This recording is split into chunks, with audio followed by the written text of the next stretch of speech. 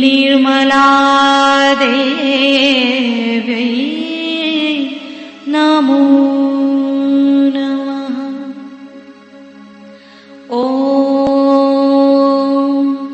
त्वमेव साक्षात् श्रीकल्की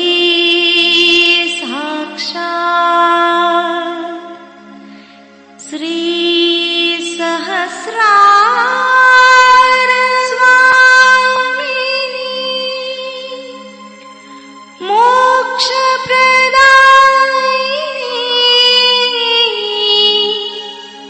माताजी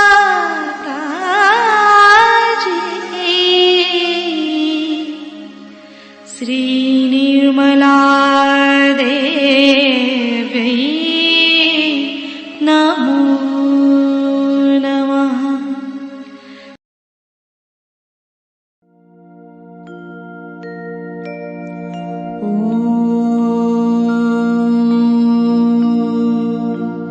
तमेव साक्षात् श्रीगणेश साक्षात्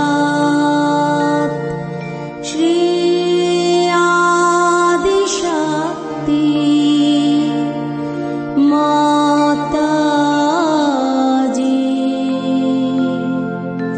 श्री निर्मला देवै नमो नमः।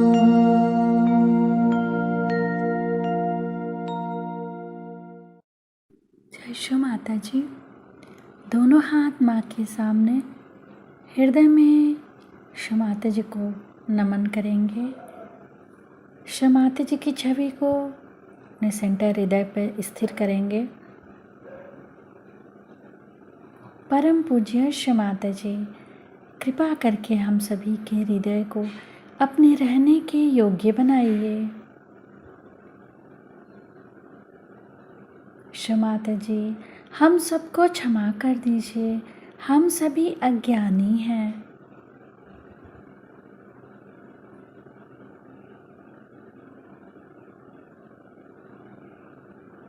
श्री माता जी, हमारे इस हृदय को और पावन कीजिए ताकि आप यहाँ आ सकें।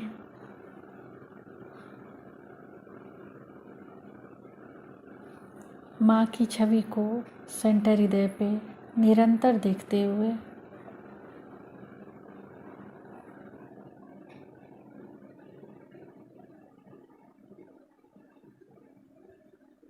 धीरे धीरे अपने संपूर्ण चित्त को दोनों हाथों को देखते हुए माँ से प्रार्थना, श्री माता जी कृपा करके हमारे दोनों हाथों की ओर देखिए।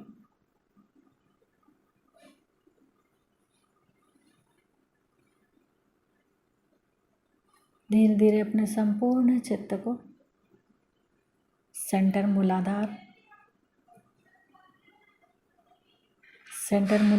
को अपने चित्त को वहाँ स्थिर करेंगे। श्री माता जी, आप ही तो श्री गौरी और गणेश हैं।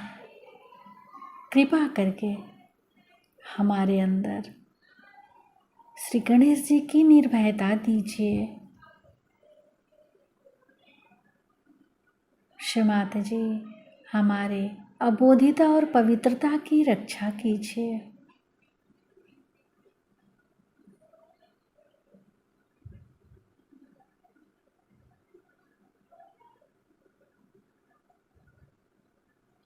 धीरे धीरे अपने संपूर्ण चित्त को सेंटर स्वादिष्ठान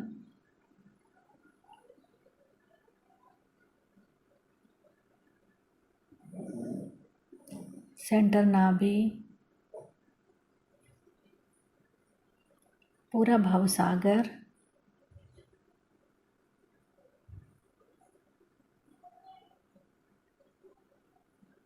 सेंटर हृदय, सेंटर विशुद्धि, फ्रंट आज्ञा, फ्रंट आज्ञा पर श्री निर्विचारिता मंत्र। ओम त्वमेव साक्षात् श्री निर्विचारिता साक्षात् श्री आदि शक्ति माताजी श्री निर्मला देव्यै नमो नमः।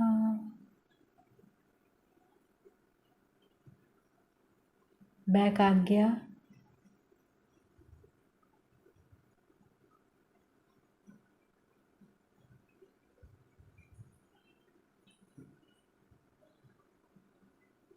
सहस्त्रार।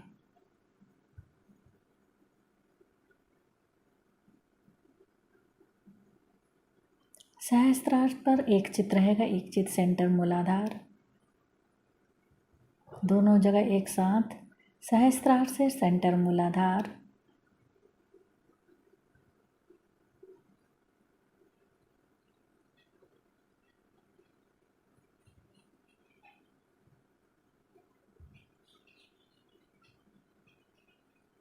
अब अपने संपूर्ण चित्त को सहस्त्रार पर रखें। अमृतवाणी सुनेंगे। सत्य सामने आती, लोग कहते माँ हाँ आपने कहा था, वही बात हुई। फिर हंस देते हैं कि हाँ भाई कह दिया था, पता नहीं कैसे।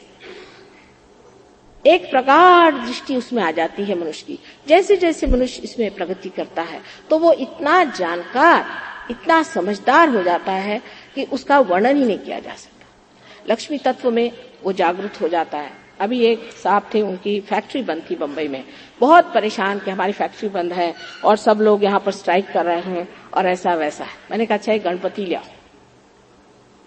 महाराष्ट्र की बात है, महाराष्ट्र में गणपति रख दीजिए तो मिनिस्टर लोग भी उसके सामने झुक जाएंगे, जो किसी के सामने नहीं झुकते। तो गणपति ले आए। गणपति को हमने कहा अच्छा हम इसको जरा सा वरदान दे देते हैं, इसको जागरूक कर देते हैं, अब ले जाके अपने फैक्ट्री में लगा दो। 8 दिन में फैक्ट्री शुरू हो गई और अभी पेपर में आया कि उस फैक्ट्री ने बहुत कुछ कमाना शुरू कर दिया। अभी आप कहिएगा कि गणपति ने क्या काम किया? भाई गणपति ही तो सारे काम करते हैं।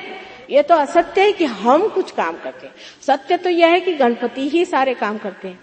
जैसे कि हम एरोप्लेन से जा रहे हैं और कोई विलेजर से बताया गया कि आप सामान कम ले जाओ, तो अपने सर पे वो सामान रख के बैठे थे। मैंने कहा सामान क्यों सर पे रखा? भाई कल हम ये जो एरोप्लेन है ना, इसका बोझा थोड़ा हल्का कर रहे हैं। इसी तरह से हम लोग भी सोचते हैं कि हम बड़ा बोझा हल्का कर रहे हैं और हम ये जो कर्म कर रहे हैं, इस कर्म से हम सारे दुनिया का हम भला कर रहे हैं। भला करने वाला तो बैठा है ऊपर में और वो जानता है कैसे भला करना है। इसीलिए विवेक चूड़ामणि जैसी बड़ी विद्वत्तापूर्ण किताब लिखने के बाद श्री शंकराचार्य ने लिखा, उसका नाम है सौंदर्य लहरी, कि अब माँ के शरण जाओ और सौंदर्य लहरी को प्राप्त हो जाओ। कि उनका ये सब झगड़े और इसमें ये वाद विवाद करने से कोई फायदा नहीं है और आपको चाहिए कि आप सिर्फ परमात्मा के शरण जा करके और इस चैतन्य लहरी को पाइए। इसी प्रकार जब मैं छोटी थी, कबीर को बहुत पढ़ती थी। कबीर दास ने लिखा, पढ़ी पढ़ी पंडित मूर्ख भये। मैं कहती थी पढ़ के पंडित कैसे मूर्ख हो जाए?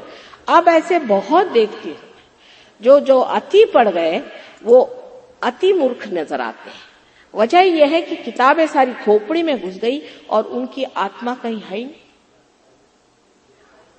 जब तक आप आत्मबोध को प्राप्त नहीं होंगे, किताबों का भी अर्थ नहीं लगेगा, गीता का अर्थ नहीं लगेगा, आपको रामायण का अर्थ नहीं लगेगा, बाइबल का अर्थ नहीं लगेगा, कुरान का अर्थ नहीं लगेगा। इसीलिए हर जगह कहा है कि आत्मबोध को प्राप्त है। ज़ेन ने कहा है कि जब तक तुम आत्मबोध को प्राप्त नहीं होगे तुम इसे समझ नहीं पाओगे।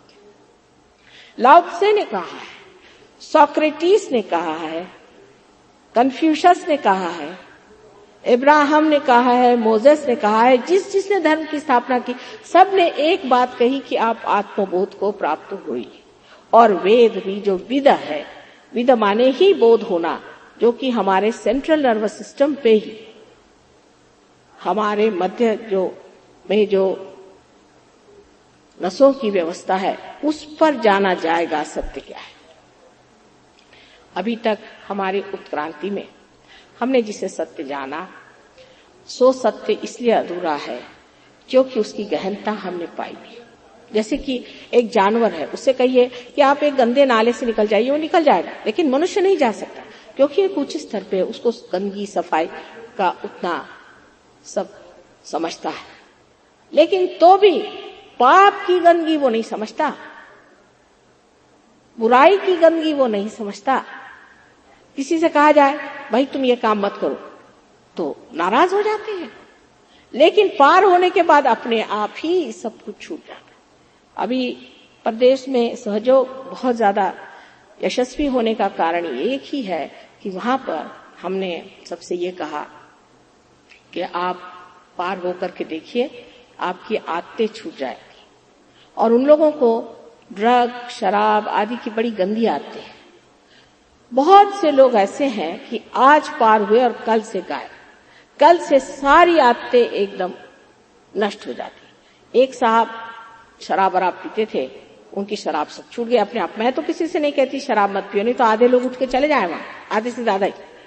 और अगर कहीं ड्रग न लीजिए तो सारे के सारे ही चले जाए। लेकिन वो महाशय कहने लगे कि मुझे शराब की थोड़ी बहुत आदत थी और जर्मनी में एक शराब बहुत अच्छी मिलती है, तो जब वहां पहुंचा तो मैंने सोचा देखूं तो सही क्या होता है। तो कहले जो मैंने पिया तो ऐसा लगा कि कोई जैसा सड़ा हुआ बुच मुंह में जा रहा है, और ऐसी उल्टी होना शुरू हुई कि अंत में मेरे अंदर से खून आना शुरू हो गया। मैंने कहा भगवान बचा रखे, अब मैं कभी शराब नहीं पीऊं। मैं किसी से नहीं कहती हूँ आप शराब मत पीजिए, मैं ये भी नहीं कहती कि सिगरेट मत पियो, मैं कहती हूँ जो करना है करो, एक बार यहाँ आ जाओ हमारे गली में, बस फिर जाते वक्त देखिएगा सब चीज छूट जाएगी आपकी। और यही बात होने से वहां के लोग आश्चर्यचकित है कि ये माँ क्या चमत्कार कर देती है कि सब चीज झाड़ झूड़ करके हम निकल आए स्वतंत्र होके, कोई भी तरह की गुलामी हमें करने के लिए।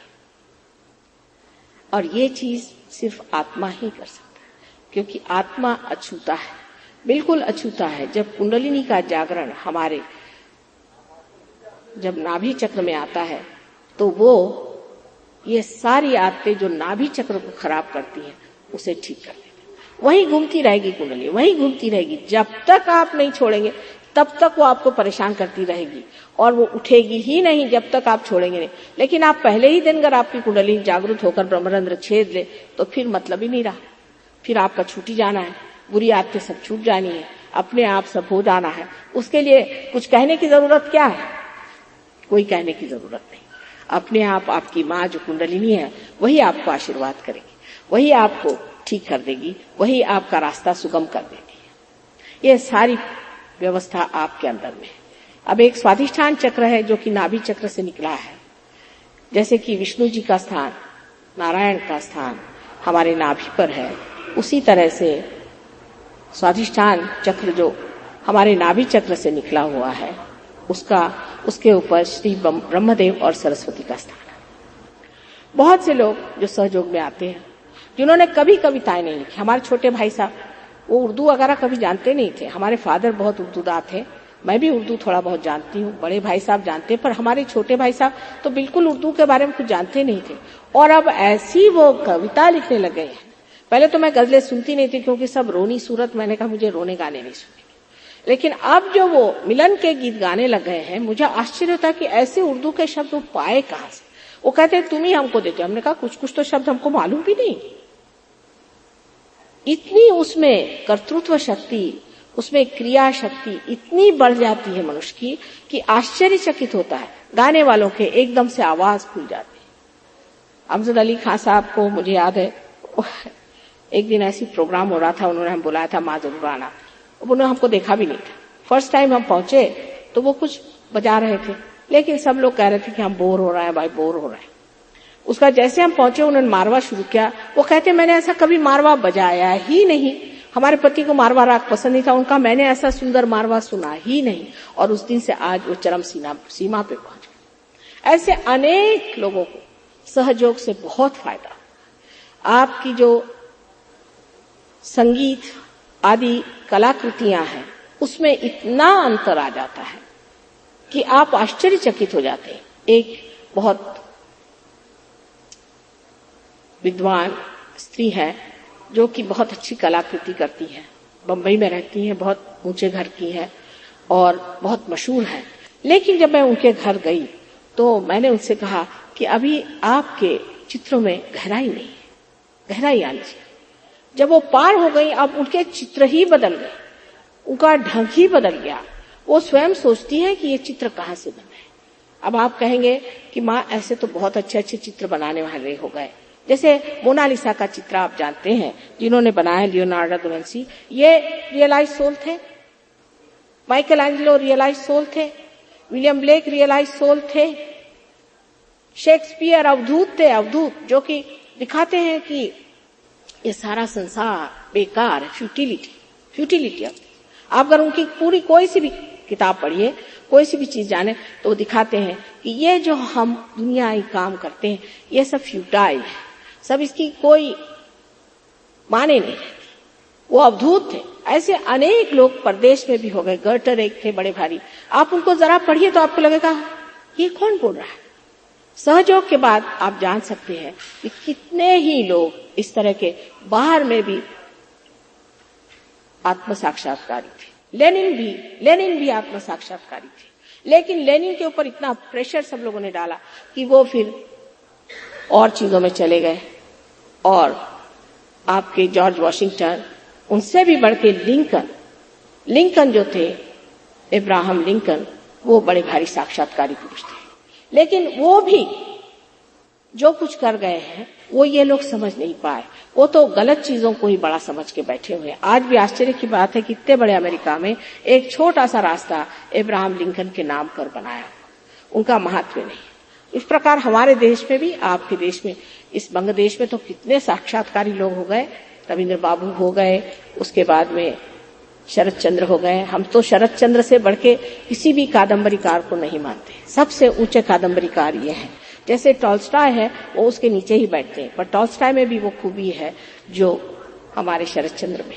पर शरद चंद्र से बढ़ के तो कोई कादम्बरीकार हुआ नहीं आज तक, और न होगा शायद। अगर उसको आत्म साक्षात्कार प्राप्त होकर के उन्होंने जरा सा कुछ उनके लिखने का अध्ययन किया तो हो सकता है कि उनके जैसे भी लोग फिर से इस दुनिया में आ सकते हैं। आत्म साक्षात्कार जिन्होंने प्राप्त किया है वो आज दुनिया के चरम सीमा पे है। उनको लोग पूछते हैं, उनकी मालाएं चढ़ाते हैं, उनके पुतले बनते हैं। क्या आपने कभी सुना है कि कोई बड़ा शराबी है उसका पुतला बना है? हमने तो ऐसा कहीं सुना नहीं कि किसी बड़े शराबी का, ये महाशराबी थे, इनको हार पहनाओ। लेकिन मनुष्य इतना विक्षिप्त है कि देखता है कि जब शराब खाने में इंसान जा रहा है और वहां जाके लड़खड़ाते हुए वापस आ रहा है, तो वो उसको धक्का देकर के अंदर जाता है कि मुझे ज्यादा पिलाओ कि मैं उससे ज्यादा लड़खड़ाऊं। ये तो ऐसा ही हुआ, आ बैल मुझको मार। मनुष्य की बुद्धि उल्टी हमेशा दौड़ती है, क्योंकि वो अधोगामी है, उसकी चेतना अधोगामी है। इसे ऊर्ध्वगामी करना चाहिए, से जो श्री कृष्ण ने बताया है वही सहयोग। अब ये कहा जाता है कि गीता में कुंडलिनी का वर्णन नहीं किया। वो जमाना कौन सा था, युद्ध के इसमें नहीं किया, लेकिन उसके बाद ज्ञानेश्वर जी ने साफ साफ लिखा 6 अध्याय में कि कुंडलिनी की ऊर्ध्वगति के सिवाय मोक्ष प्राप्त नहीं। उसके बाद नानक, सबसे तो बड़ी बात है आदि शंकराचार्य, और उनसे भी 14,000 वर्ष पूर्व मार्कंडेय जी साफ साफ कुंडलिनी का वर्णन किया। पर मार्कंडेय को पढ़ता कौन है? सब लोग पढ़ते हैं गंदे गुरुओं की किताबें, जो गलत रास्ते पे इंसान को ले जाते हैं। सबको ये समझना चाहिए कि सहयोग का प्राप्त होना कोई आज नई बात नहीं है। नानक बता गए, कबीर बता गए, सब ने यही बताया कि सहज समाधि लाभ, सहज पाया जाता है। इसको बहुत कम लोग मानते हैं कि कोई चीज सहज प्राप्त हो सकती है। जो जीवंत क्रिया है वो सहज होती है। और जैसे शिरडी के साईनाथ कहते थे कि हर एक चीज सबूरी में मिले। जैसे मैं देख रही थी, अब ये गाना गा रहे थे तो सब लोग ये चाह रहे थे कि माँ का लेक्चर हो जाए, माँ का लेक्चर हो जाए तो अच्छा। अब ये सोच रहे हैं कि जल्दी माँ का लेक्चर खत्म हो जाए तो हम बस पकड़े, फिर जब बस में बैठेंगे तो सोचें जल्दी घर पहुंचे, वहां खाना मिले। यानी जिस वक्त जहां है वहां कोई मजा उठा ही नहीं रहा। इस वर्तमान काल में खड़ा होना ही मजा उठाने का एक तरीका है। न तो भविष्य है, और जो गत भूत था वो खत्म हो चुका। अब ये वर्तमान में खड़ा होना है, और उसी के लिए कुंडलिनी का जागरण होना जरूरी है। क्योंकि कुंडलिनी भूत और भविष्य के जो विचार हैं उनके बीच में जो जगह विलंब है वहां आकर स्थिर हो जाती।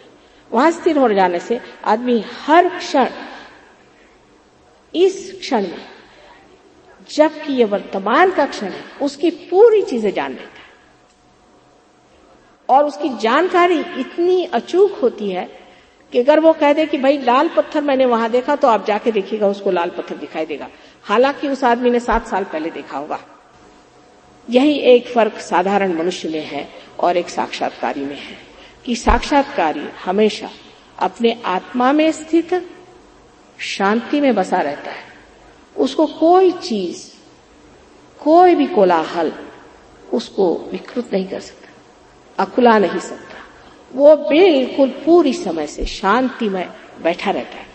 पर इसका मतलब ये नहीं कि वो दुष्टों का अन्याय सहता है। अगर कोई दुष्ट खड़ा हो जाए तो उसके सामने जाकर के वही लड़ सकता है जो आत्म साक्षात्कार है, क्योंकि वो जानता है ये दुष्ट है और इसका जो कुछ भी अन्याय हो रहा है उसका प्रतिकार उसी को करना है। ऐसे वक्त जब जब बातें पड़ी तो ऐसी जो कार्य हुए उसका भी दुष्परिणाम लोगों ने ले लिया कि ऐसे, क्योंकि हमारे गुरुओं ने उस वक्त लड़ाई की थी तो अब भी हम लड़ाई करेंगे, अपने भाई बहनों को काटते फिरे। हर अच्छी चीज को बिगाड़ना कैसा चाहिए ये मनुष्य से सीखना चाहिए। हर बढ़िया चीज का विकृत रूप कैसा लाना चाहिए ये मनुष्य के मस्तिष्क में है। परमात्मा को ये बात समझ में नहीं आ सकती, उसके बस का नहीं है, क्योंकि वो तो हमेशा हितकारी ही बात सोचता है। वो गुस्सा भी होता है तो हित के लिए, और वो प्रेम भी करता है तो हित के लिए। लेकिन मनुष्य का सारा ही मामला ऐसा कुछ उन्होंने बना रखा है कि हर चीज उल्टी बैठा देते। लेकिन इसी वजह से सारी आज की उलझने हैं। आज के 2 चक्रों पर थोड़ा कुछ कहा मैंने, क्योंकि काफी बड़ा विषय ये विषय है, उस पर इतने गहन तक तो कह नहीं पाऊंगी। और मेरे कम से कम अंग्रेजी में ही 3000 लेक्चर्स हैं और हिंदी भाषा में न जाने कितने हजार लेक्चर्स हो गए होंगे। आप लोग सहयोग में आए, कल सवेरे मैं भी आऊंगी, वहां सब लोग आए और वहां मैं आपसे चर्चा करूंगी इस पर, सहयोग के बारे में और चक्रों के बारे में। और कल और भी मैं कुछ बता सकूंगी तो बता दूंगी आप लोगों को। पर ये सब जान जून करके भी सूरदास जी ने सारा सुर सागर लिखने के बाद कहा कि सूरदास की सभी अविद्या दूर करो नंदलाल। ये सारी अविद्या जब तक उसका अनुभव नहीं आया, सब अनुभव शून्य है। अनुभव शून्य, ये माथा पच्ची में क्या रखा हुआ, अनुभव को प्राप्त होना चाहिए। और जैसे कल सबने अनुभव को प्राप्त किया, आज भी सब लोग प्राप्त करें, इतना ही नहीं उसको गहन में उतारें। ऐसी मैं आपसे सबसे विनती करती। सबसे ज्यादा तो लायन क्लब के लिए मैं क्या कहूँ, वो मेरा धन्यवाद भी नहीं लेना चाहते। मैं बहुत अनुग्रहित हूँ कि उन्होंने ये समय दिया जिससे कि मैं कलकत्ता के लोगों से ये बातें बता सकी कि आपका धरोहर क्या है, आपका हेरिटेज क्या है, उसे आप जानिए, उसको आप पाइए। परमात्मा आप सबको आशीर्वादित करे।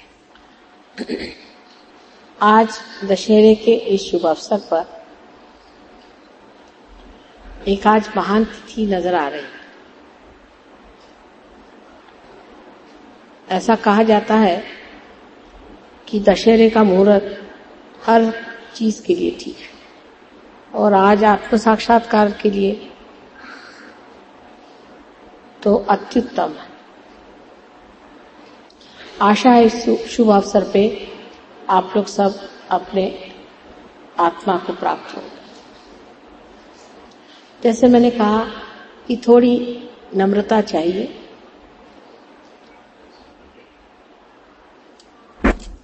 पहले ही से अगर आप उसके विरोध में हो तो आपकी स्वतंत्रता की परिधि हम नहीं लांघेंगे। किसी भी तरह से आपकी स्वतंत्रता मानी ही जाए, इसलिए अपनी स्वतंत्रता में ही नम्रता पूर्वक आवाहन होना चाहिए अपने कुंडलिनी का, जो कि आपकी अपनी स्वयं की वैयक्तिक इंडिविजुअल मां है।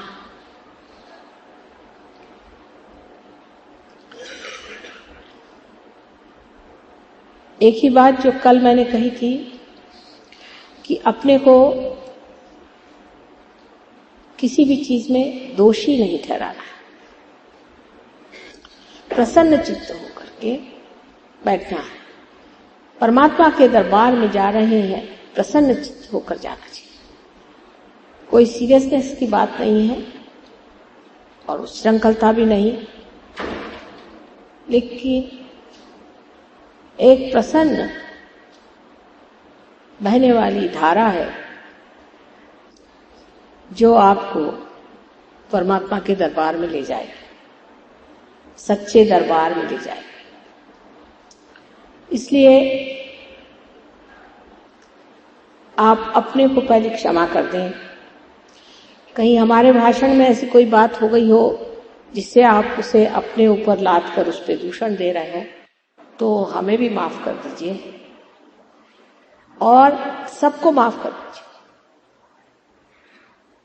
सबको माफ करके ही आप एकदम निस्संग हो जाएंगे। सो प्रसन्न चित्त होकर के नम्रता पूर्वक एक दो बातें जो हम समझाते हैं उसे सब लोग आप करें। नम्रता बहुत आसान, सरल, बहुत ही सहज बात है, इसलिए कि कुंडलिनी का जागरण तो ऐसे ही हो जाएगा। लेकिन आपको मैं इसलिए बता रही हूं कि आप भी आगे जाकर अपनी कुंडलिनी बार बार चढ़ा सकेंगे और उसे स्थित कर पाएंगे। इसलिए मैं आपसे बता रही हूं कि किस तरह से इसका जागरण आप स्वयं कर सकते हैं।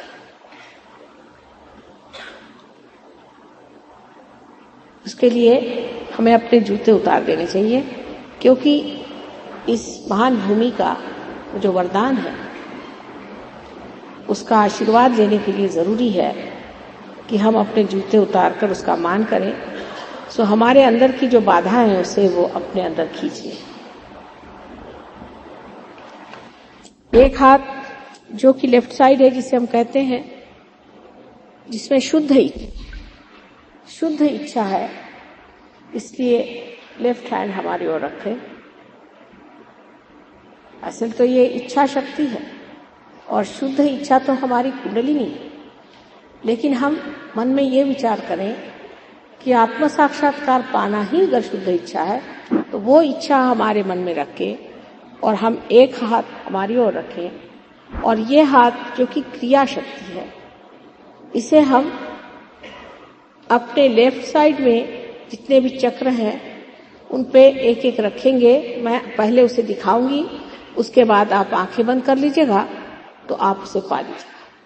दोनों पांव अलग रखिएगा, जोड़ के नहीं, क्योंकि दो शक्तियां हैं, जैसे मैंने कहा था ईड़ा और पिंगला की, उनको अलग रखने से ही कार्य ठीक से होगा। अब ये हाथ हमारी ओर अगर आप करें सब लोग सीधे से, और राइट हैंड आप हृदय पे रखें। हृदय के अंदर आत्मा का वास है। लेफ्ट हैंड हमारी ओर करें और राइट हैंड हृदय पे रखें। सब लोग रखें। Left towards me and right on the heart. Left towards me and right on the heart. यहां आत्मा का वास है। ये बड़ी भारी चीज है। यहां आत्मा का वास है, और जब हृदय का कोई भी प्रॉब्लम होएगा तो किस तरह से ठीक करना चाहिए मैं बाद में आपको बताऊं। अब दूसरी मर्तबा आप पेट के ऊपरी हिस्से में लेफ्ट हैंड साइड पे फिर से इस हाथ को रखना चाहिए। ये गुरु का चक्र है। जितने महान सदगुरु हो गए जिनके आज मैंने नाम लिए थे, उन सदगुरुओं ने ये एक जगह, ये हमारा एक चक्र ऐसे बनाया हुआ है कि जिसको जागृत करने से हम स्वयं के गुरु हो जाते हैं। ये उनकी कृपा।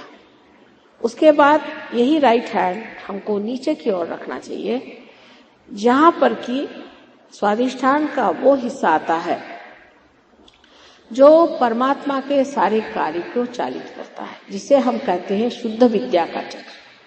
यहां शुद्ध विद्या है। उसके बाद इसको जागृत करने से कुंडलिनी जागृत हो जाएगी। फिर ऊपर फिर से हाथ जाएगा जहां पर कि मैंने कहा था गुरु का स्थान है। उसके ऊपर फिर हृदय पे जहां आत्मा का स्थान है। फिर इस जगह जहां कि आप गर्दन को मोड़ लें और हाथ को यहां रख करके और इस चक्र को पकड़े जहां पर कि हम अपने को दोषी समझते हैं, ये चक्र बहुत पकड़ जाता है।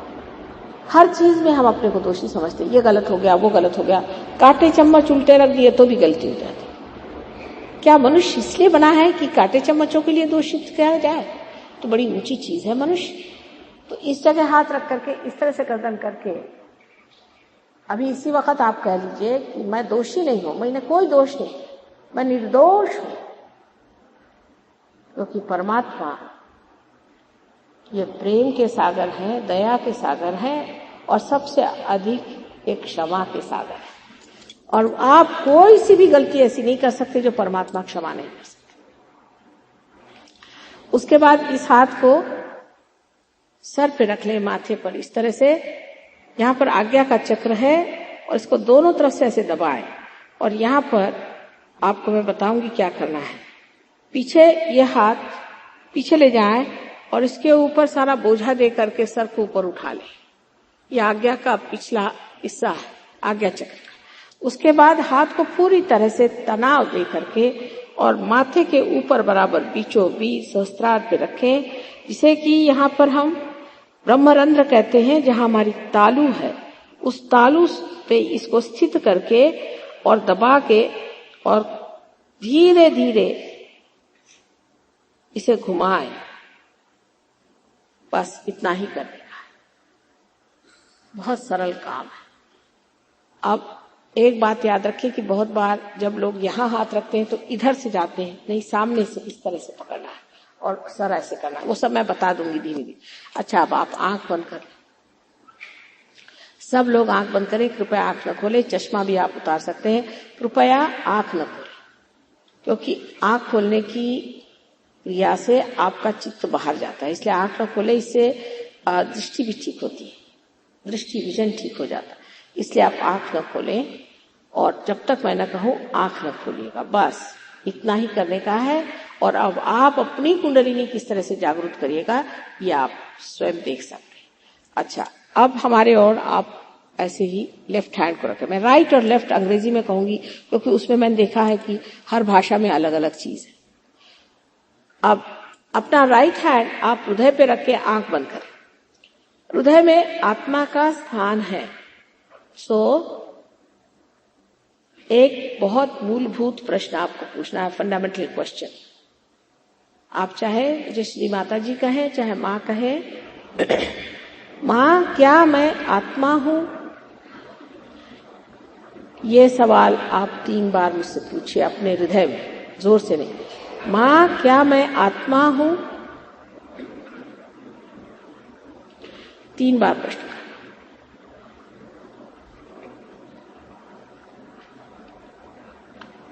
जैसे कंप्यूटर में सवाल पूछा जाता है, आप भी एक अजीबोगरीब कंप्यूटर है। जब इसका मेन से संबंध हो जाता है तो चलने लग जाता है, सारे प्रश्नों के उत्तर आ जाते हैं। अब ये राइट हैंड आप पेट के लेफ्ट साइड में ऊपरी हिस्से में दबा कर रखें, जहां गुरु का चक्र है। इस जगह जो पहला सवाल था कि क्या मैं आत्मा हूं, उसी से जुटा हुआ दूसरा सवाल पूछिए, मां क्या मैं स्वयं का गुरु हूं? मां क्या मैं स्वयं का गुरु हूं? तीन बार पूछेगा।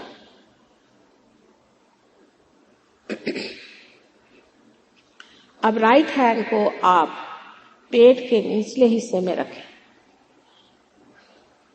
लेफ्ट हैंड साइड पर दबाकर। ये मैंने आपसे कहा था कि शुद्ध विद्या का स्थान है, किंतु आपकी स्वतंत्रता हमारे सर आंखों पर। मैं नहीं चाहूंगी कि किसी तरह से उसमें कोई दखल हो, इसलिए आपको अपनी स्वतंत्रता में कहना होगा कि मां मुझे शुद्ध विद्या दीजिए। आपके मांगने से ही दे सकती। मां मुझे शुद्ध विद्या दीजिए, ये 6 बार कहिए। पेट के निचले हिस्से में लेफ्ट हैंड साइड में अपना हाथ रखिए। माँ मुझे शुद्ध विद्या दीजिए, ये कहने से ही कुंडलिनी जागृत हो सकती है। इसे 6 बार कहिए, क्योंकि इसमें 6 कलियां हैं। अब आपकी कुंडलिनी का चलन वलन शुरू हो गया। अपना राइट हैंड पेट के ऊपरी हिस्से में लेफ्ट हैंड साइड में आप रखें दबाकर।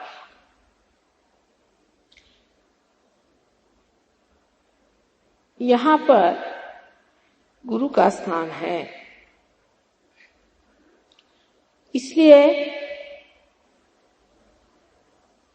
आपको पूर्ण आत्मविश्वास के साथ कहना चाहिए, जिससे कुंडलिनी इस चक्र को लांघ सके और ये चक्र खुल जाए। आप पूर्ण विश्वास से कहिए, माँ मैं स्वयं का गुरु हूं। पूर्ण विश्वास से कहिए, माँ मैं ही स्वयं का गुरु हूं। पूर्ण विश्वास से, अपने ऊपर पूर्ण विश्वास रख के कहिए। ये 10 बार कहना होगा, क्योंकि मैंने आपसे कहा था कि ये 10 धर्म हमारे अंदर है, जो हमारे गुरुओं ने, सदगुरुओं ने हमारे अंदर स्थित किए हैं। पर पूर्ण विश्वास से कहिए तो ये चक्र खुलने से कुंडलिनी की ऊर्ध्वगति बनती रहेगी। अब 10 बार कहने के बाद, माँ मैं ही स्वयं का गुरु हूं। आप अपना राइट हैंड हार्ट पे रखिए, पूरी समय वहीं रखे रहना चाहिए, छोड़ना नहीं चाहिए। हार्ट पे रखिए, हृदय पे रखिए, यहां पर आपकी आत्मा है।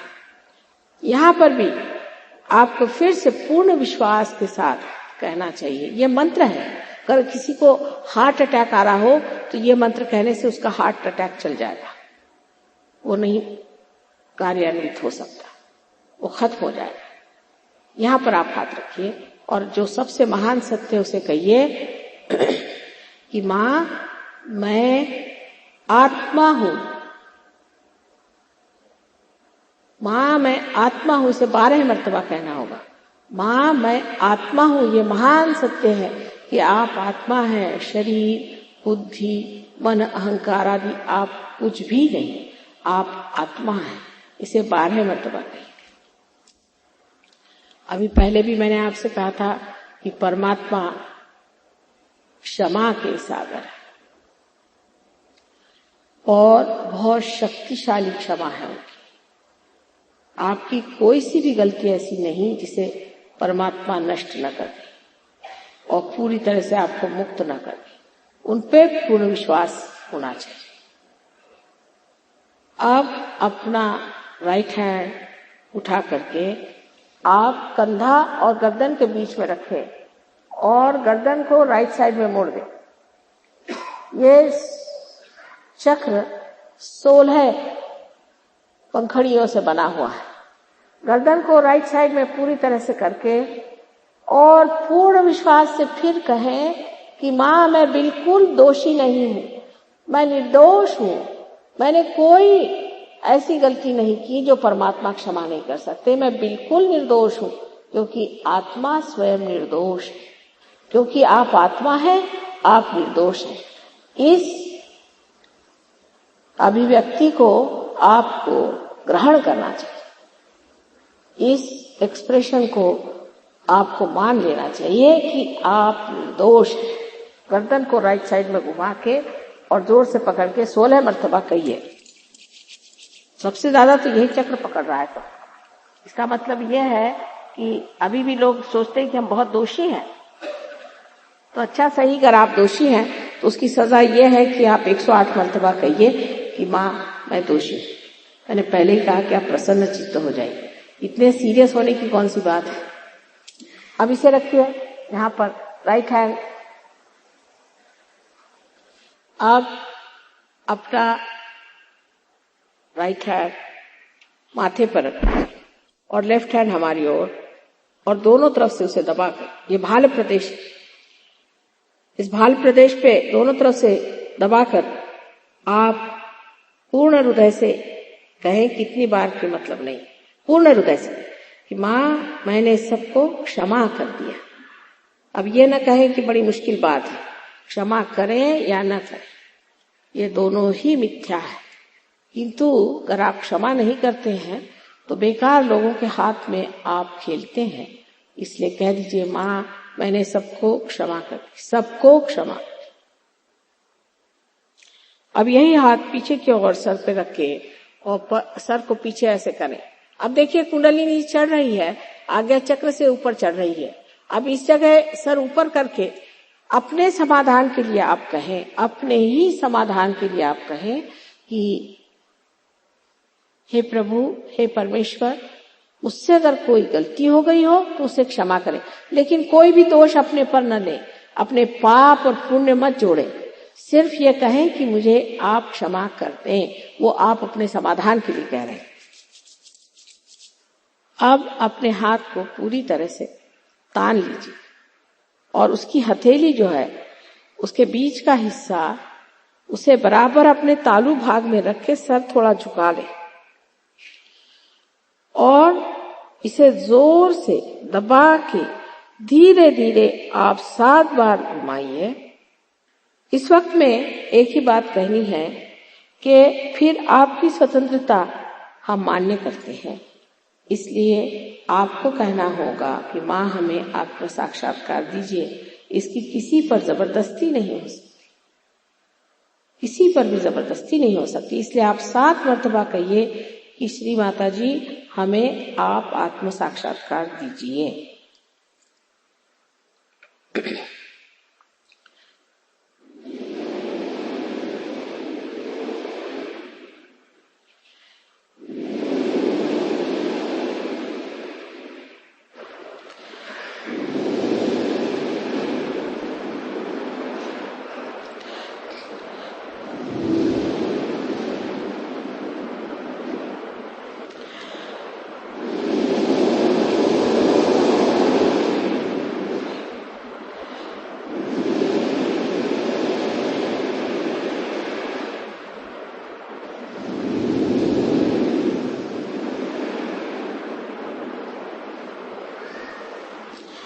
अब यह हाथ नीचे कर लें।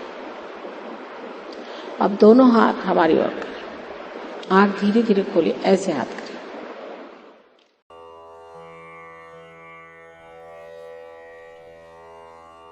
Raga Abhogi. Please put your attention on Navi Chakra, one of the most melodious classical raga, very soothing and melodious to listen.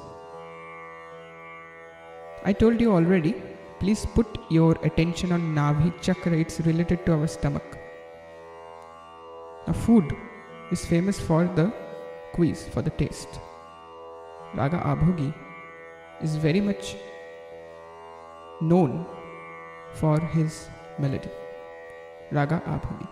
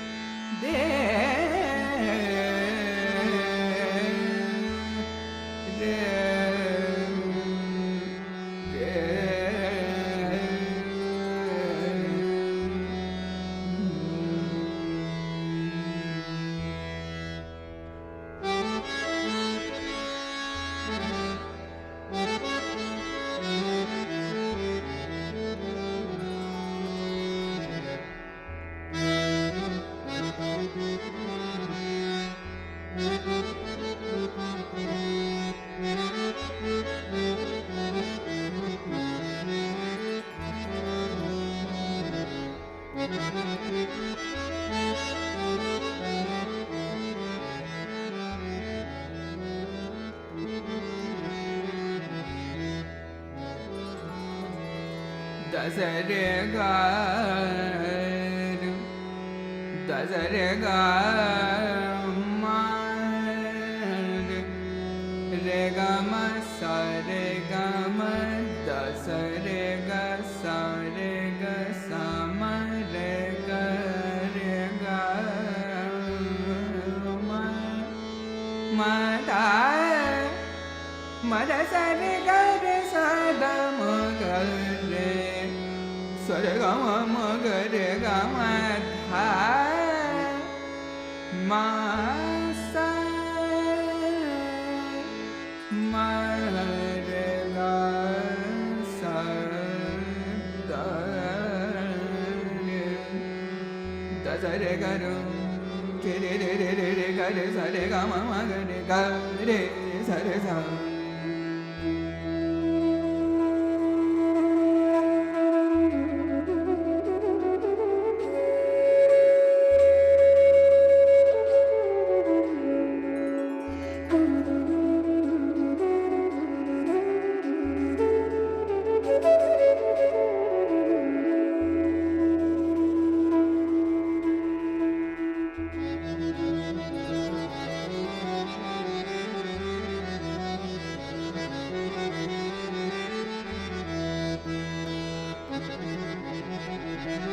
Da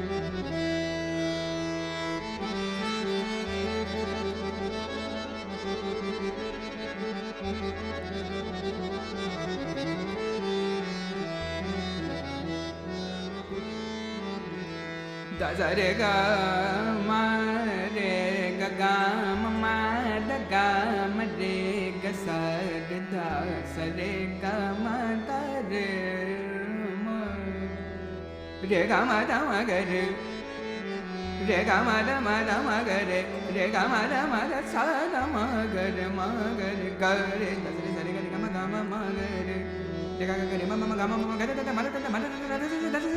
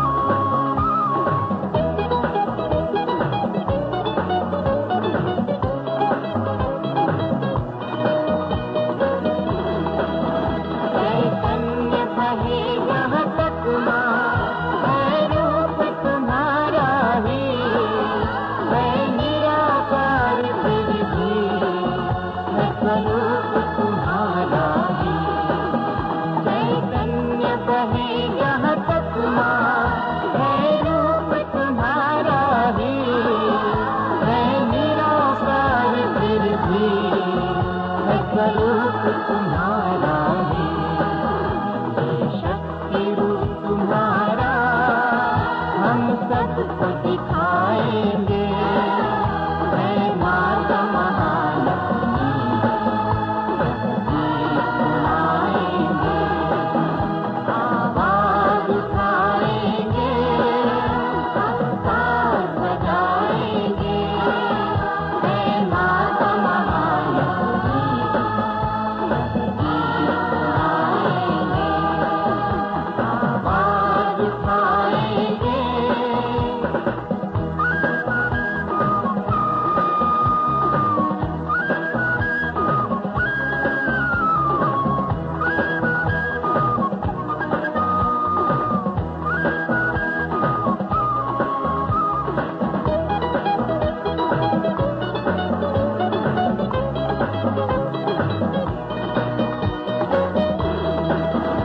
अनमोल खजाना बन गया दिल तेरी मोहब्बत से, परिवर्तित हर्षित बन गया ये तेरी उल्फत से। अनमोल खजाना